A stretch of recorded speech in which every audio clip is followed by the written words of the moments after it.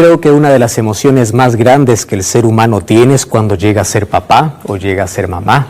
Es una emoción inmensa, se hacen los preparativos con mucho tiempo y se espera ese día. Recuerdo que hace algunos años una pareja joven me invitó para que pueda ser partícipe del nacimiento de su primer bebé. Veía los ojos brillando de la pareja diciendo, hoy seremos padres, hoy seremos padres. Y mientras íbamos allí para el hospital, uno iba imaginando, ¿y a quién se va a parecer? Ya quiero tenerlo en mis manos, quisiera saber cómo son sus ojos, cómo es su nariz, cómo es su boca, etcétera, etcétera. La emoción era tanta. A mí me llevaron porque ellos querían hacer algo especial. Al momento que nazca el niño, ellos querían que pueda hacer la primera oración por ese niño allí en el mismo hospital. Fue un momento emocionante, era la primera vez que yo participaba de un evento tan importante como este. Yo era un amigo de esa familia, así que durante toda la noche casi esperé la llegada de este niño. A eso de las 3 de la mañana llegó este niño y la emoción del padre cuando tenía allí entre sus brazos, así casi con lágrimas en los ojos, me decía, pastor, mire, ¿acaso no se parece a mí? La verdad yo trataba de encontrar por allí algunas semejanzas, pero era tanta la ilusión, la emoción del padre que yo le decía, sí, es muy parecido a ti. Sabes, los padres se emocionan mucho y hay una de las cosas que les emociona a todo papá y a toda mamá. Es porque encuentran siempre en aquel hijo, en aquella hija, algunos rasgos de ellos. Más de uno me dijo, pastor, este hijo parece que fuese mi copia fotostática, es tan idéntico, es tan parecido a mí. Cuánta alegría hay cuando un niño llega a un hogar. Y así también cuando tú naciste en este mundo, hubo celebración en el cielo. Cada vez que alguien nace, yo imagino la sonrisa allí en el rostro de Dios. Porque en el libro de Génesis capítulo 1, versículo 26, dice que Dios hizo al hombre a imagen y semejanza. Si los padres hoy se emocionan al ver a su hijo que tiene ciertos rasgos y ciertas características de ellos, cada vez que hay un nacimiento en esta tierra, también hay gozo en el rostro de Dios. Porque quien creó al primer hombre todavía sigue celebrando al ver que allí en esa criatura está la imagen y semejanza de Dios. Por eso David decía, tus manos, Señor, me tejieron mientras yo estaba aún en el vientre de mamá. ¡Qué extraordinario parecerse! ¡Qué extraordinario tener algunos rasgos y características de Dios en nuestra vida! Tú no eres descendiente de un animal, no, tú eres hijo de Dios. Ahora, es interesante que cuando Dios creó al hombre, lo creó perfecto, a imagen y semejanza de él. Lamentablemente vino el pecado para desfigurar esa imagen perfecta de Dios en el ser humano. Lo desfiguró por completo. Y sabes, llegó a desfigurarlo tanto que llegó un momento en que Dios decidió destruir a su propia creación. ¿Pero por qué lo hizo? La respuesta yo la encuentro en el libro de Génesis, el capítulo 6, versículo 5. El texto dice así: vio Jehová que la maldad era mucha sobre la tierra, y que todo, ojo con esta expresión, todo designio de los pensamientos del corazón de ellos era de continuo solamente al mal. ¿Sabes cómo me llena de tristeza esta expresión? Porque es más o menos lo que ocurre en nuestra generación actual. Todo pensamiento, el resultado de la inmoralidad, de la violencia y de todo lo que nosotros vemos hoy, es la consecuencia de haber sacado a Dios de la mente, de haber sacado a Dios del corazón. Esta generación se corrompió tanto que en su corazón no había espacio para Jesús. Y cuando no hay espacio para Dios en tu vida, solamente hay inmoralidad, solamente hay perversión, solamente hay violencia, solamente hay pecado, hay maldad. Y eso ocurrió con esta generación. Ahora, esta generación se abandonó al placer, se abandonó a sus propios deseos pecaminosos. Esta fue la generación que hacía lo que bien le parecía y no tenían el temor de Dios. Una de las corrientes que ha llevado, filosóficas, que ha llevado a miles de jóvenes hoy a autodestruirse, es el hedonismo. Si eso me causa placer, yo lo hago. No importa si hay moral o inmoralidad, no importa si hay principios o si hay reglas, si eso me da placer, si eso me gusta, yo lo voy a hacer. ¿Sabes? La generación del cual habla Génesis capítulo 6 era la generación que era llevada por el placer, llevada por su gusto.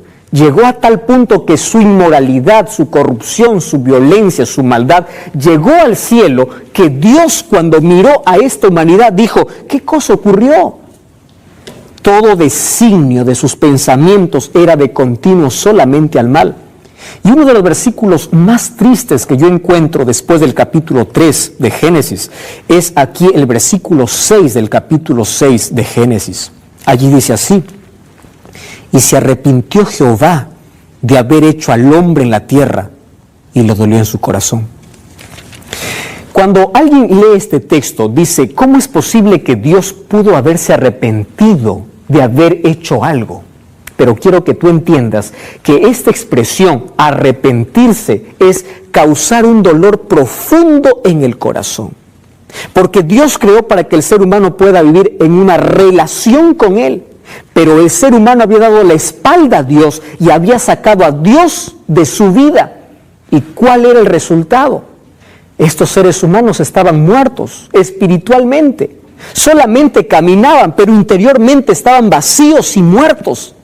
Y en su desesperación por querer vida, iban tras el alcohol, tras el placer, tras la prostitución, tras la inmoralidad, tras el sexo desenfrenado, con el afán de llenar el vacío de su corazón. Es decir, eran personas muertos en vida. Entonces, cuando Dios miró la humanidad, dijo: yo no voy a permitir que esto pueda continuar. Vamos a parar un poco aquí. ¿Y sabes por qué lo hizo? Lo hizo por amor. ¿Te imaginas tú qué hubiese acontecido si Dios hubiese permitido que la maldad que había llegado a su colmo en ese momento hubiese avanzado hasta nuestros días? Ya no habría reglas, no habría principios, no habría nada. Los seres humanos se mataran libremente el uno al otro. ¿Te imaginas si ahora vivimos la inmoralidad más desenfrenada de todos los tiempos? Si hoy vivimos gente que vive sin principios, sin reglas, que quiere sacar a Dios de su vida, ¿te imaginas si Dios no hubiese parado en ese momento la humanidad para decir: hasta acá nada más llegó? Y Dios lo hizo por amor. Más o menos ocurre como cuando tú vas al médico y descubres que una herida ha formado aquí gangrena, allí en la mano o en el dedo, y el médico te dice: mira, si tú no quieres perder toda la mano, tienes que cortar el dedo. Ahora te pregunto, ¿qué prefieres? ¿Cortar un dedo o cortar toda la mano después? Es preferible cortar un dedo. Entonces Dios, por amor, dijo: yo voy a parar esto aquí y voy a exterminar todo lo que yo he creado hasta el momento, porque ellos ya me sacaron de su vida. Y esto no es venganza, querido. Esto es amor de Dios, porque esta gente vacía se estaba matando día a día, se estaba suicidando. Entonces Dios, por amor, dijo: voy a hacer algo, voy a exterminar todo esto. Ahora, de todo ese capítulo me encanta un solo versículo, y es el versículo 8 del capítulo 6. Un solo versículo puede cambiar toda una historia. Cuando vio de que todo estaba torcido, había una línea derecha. Y el versículo 8 dice: pero Noé, me encanta este texto, encontró gracia ante los ojos de Jehová. Es la primera vez que aquí se menciona la palabra gracia. Y de allí nosotros tenemos que entender qué significa gracia.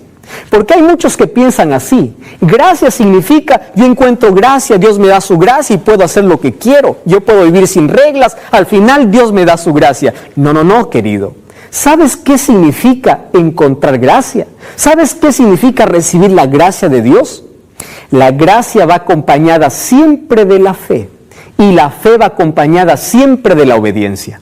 Cuando Dios encontró a Noé una persona recta, Dios decidió salvar a Noé. ¿Y qué cosa le dijo? ¿Sabes? En mi gracia yo te voy a salvar de esta destrucción. Pero ojo, mi gracia también significa que tú tienes que obedecer todo lo que hago. Hay muchas personas que dicen: yo vivo bajo la gracia de Dios, pero no obedezco a Dios. Tú no puedes separar la gracia de la fe. Por eso Efesios 2:8 dice: por fe y gracia vosotros sois salvos. La gracia de Dios vino sobre Noé y Noé estuvo dispuesto a obedecer todas las órdenes de Dios. No le dijo, bueno, ahora tú sálvate como quieras. No, le dijo, mira Noé, yo tengo un plan y tú vas a hacer un arca, pero no vas a hacer como tú quieras, vas a hacer como yo quiero, porque va a venir un diluvio. ¿Qué cosa es diluvio? Hasta ese momento jamás había llovido sobre la tierra. Al contrario, de la tierra subió un vapor para regar todas las plantas. Noé tuvo que creer en Dios, en algo que jamás había visto. Eso se llama fe. Pero también tuvo que obedecer el plan de Dios. Le dio la madera, le dio las medidas, le dijo qué hacer y él obedeció plenamente, porque la gracia te hace vivir en obediencia. ¿Me entiendes? La gracia no te excluye de la obediencia. Entonces, querido, cuando tú dices soy salvo por su gracia, entonces tienes que estar dispuesto a vivir una vida de obediencia a Dios. Eso hizo Noé. Ahora, yo quiero rescatar en este momento 3 cosas en la vida de Noé. Y para ello te quiero llevar al libro de Hebreos. El libro de Hebreos, el capítulo 11, el versículo 7. Dice así la palabra de Dios. Por la fe, Noé, cuando fue advertido por Dios acerca de cosas que aún no se veían, con temor preparó el arca para que pueda salvarse. Y por esa fe condenó al mundo y fue hecho heredero de justicia que viene por la fe. Número 1. Cuando recibes la gracia de Dios, la manera como recibes esa gracia, esa salvación, ese regalo del cielo, es mediante la fe. Y Noé fue un hombre de fe. ¿Qué significa ser un hombre de fe? No significa solamente creer en Dios.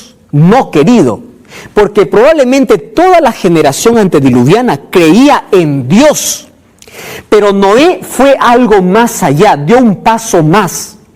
La fe no solamente te lleva a creer en Dios, sino a creer a Dios.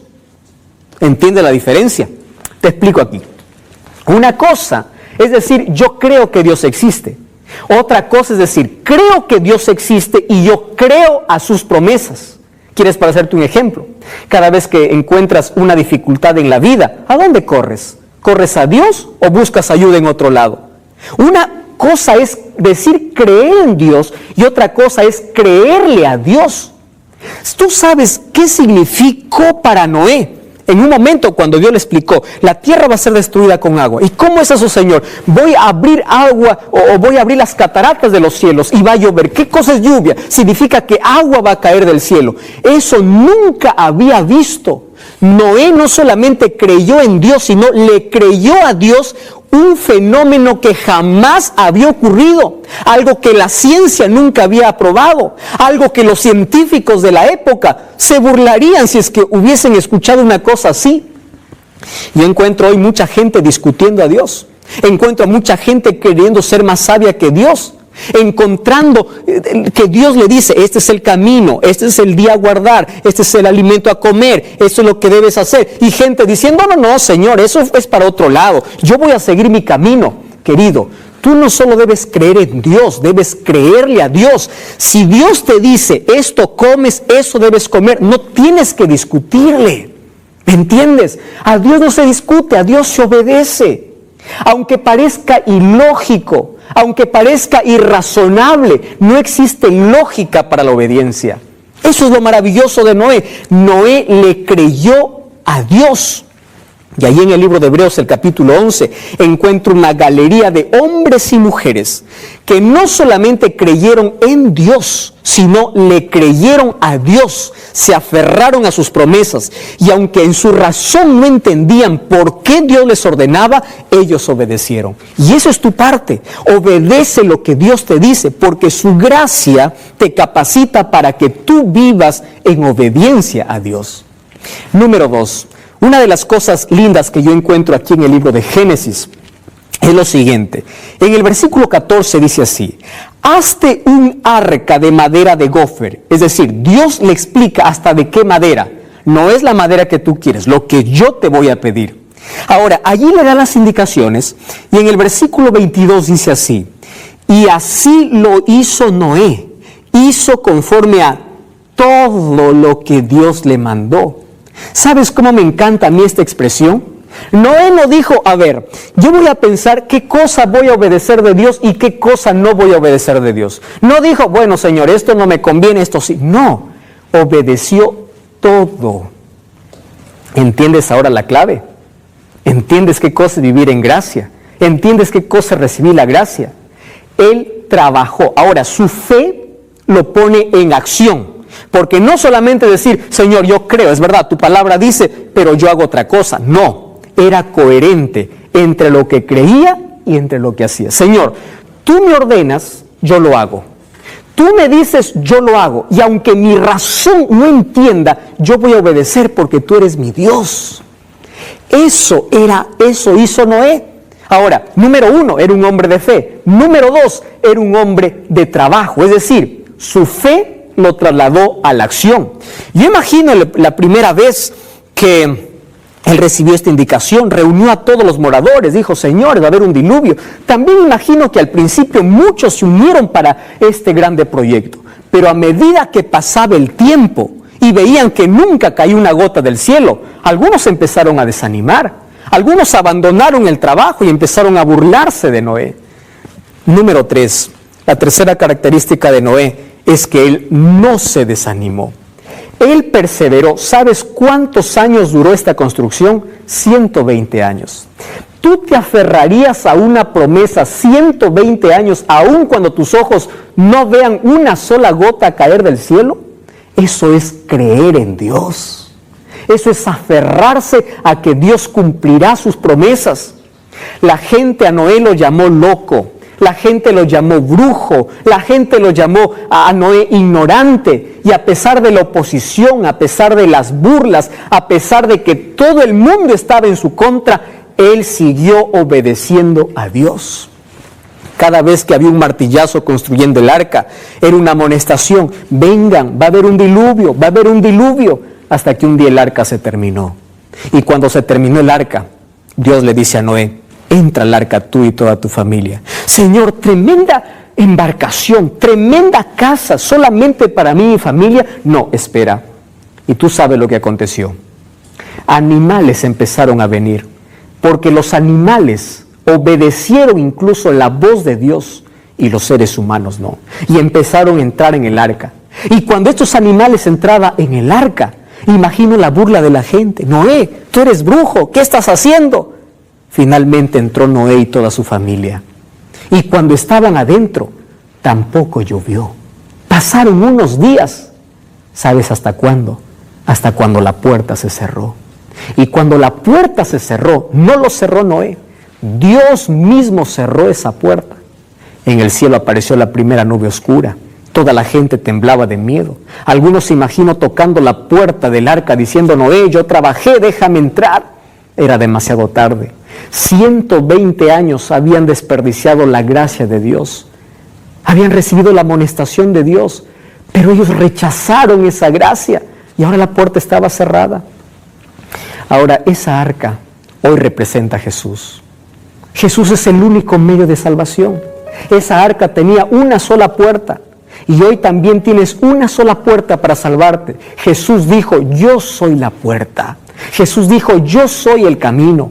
Hoy Jesús es esa arca. Y sabes, un día, así como se cerró el arca y solamente se salvaron los que estaban dentro del arca, un día también la gracia de Dios se cerrará. Por eso hoy es el momento de entregar el corazón a Jesús. Sabes, nosotros vivimos en la misma situación que vivió Noé. La misma inmoralidad, la misma violencia, el mismo mundo que vivió Noé, hoy lo vivimos en la actualidad. Hoy la gente ya no quiere creer ni a Dios ni creerle a Dios. Hoy la gente ya se burla diciendo, ¿cuándo va a venir Jesús? Más o menos como en los días de Noé. Cuando tú lees Mateo 27, tú vas a encontrar que Jesús dijo lo siguiente, así como en los días de Noé será la venida del Hijo del Hombre. ¿Por qué? Porque en los días de Noé había violencia, inmoralidad, desastre. Había dolor, habían corazones vacíos. Estaba la misma realidad que hoy vivimos en la actualidad. Pero gracias a Dios que hoy todavía la puerta está abierta. Y sabes, esta vez Dios ya no castigará al mundo con agua, sino será con fuego y azufre.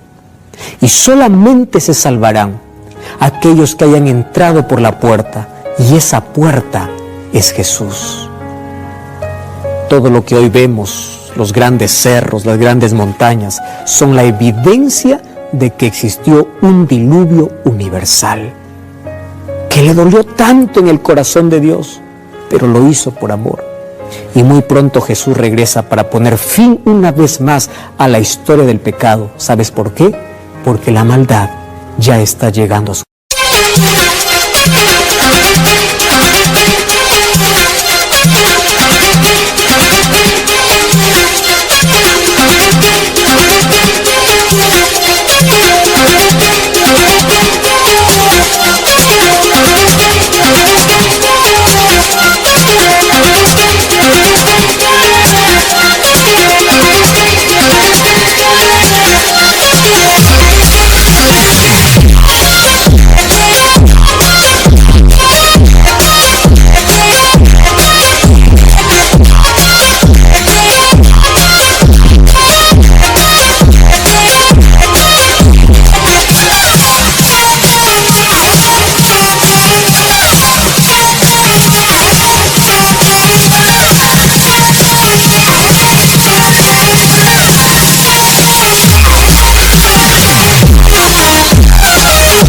final.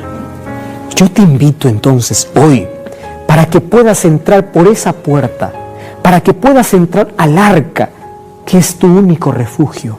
Esa arca y esa puerta es Jesús. ¿Quieres orar conmigo? Querido Dios, gracias por tu palabra. Y gracias porque hoy me invitas a tener salvación. Y hoy por tu gracia tú quieres salvarme. Permíteme obedecerte así como te obedeció Noé, seguir las instrucciones de tu palabra, y hoy quiero aceptar a Jesús en mi corazón.